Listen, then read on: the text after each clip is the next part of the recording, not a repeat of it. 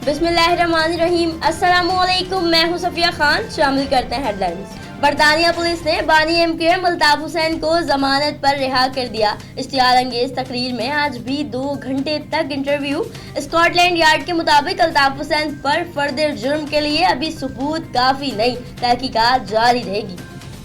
वजीर आजम इमरान खान ने आला सतह का इंक्वायरी कमीशन बनाने का ऐलान कर दिया। 10 साल में 24,000 अरब कर्ज कैसे चढ़ गया।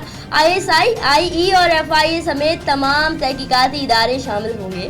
खिताब में वजीर आजम की पोजीशन को ललकार, कहा सब मिलकर पीछे इसलिए पड़ गए हैं कि इन्हें NRO नहीं दे रहा हूँ। बोले जान भी चली जाए तो भी चोरों को नहीं छोड़ूंगा।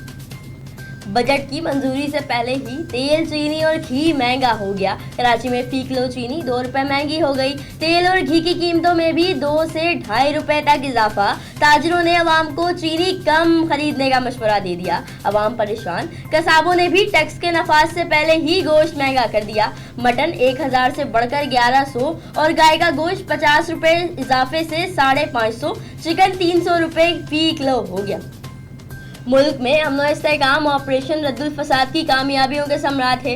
कामयाबियों का सिलसिला आगे बढ़ाया जाएगा। आर्मी चीफ का फॉर्मेशन कमांडर कॉन्फ्रेंस से खिताब। मुल्क की खिदमत के लिए कोशिशें जारी रखने का अज़्म। जनरल कमर जावेद बाजवा ने कहा, पाक फौज हर किस्म के खतरात और चैलेंजेस का मुकाबला करने के लिए हर वक्त तैयार है। पार्कलीन केस में आसिफ अली जरदारी की दरख्वास्त जमानत पर समाअत 13 जून तक मुलतवी। साबिक सदर को इस्तस्ना दिलवाना है या प्रोटेक्शन ऑर्डर जारी कराना चाहते हैं। इस्लामाबाद हाई कोर्ट ने मुलजिम के वकील से अलग दरख्वास्त दायर करने की हिदायत कर दी। फारूक नाइक का आसिफ अली जरदारी को अदालत में पेश करने पर जोर।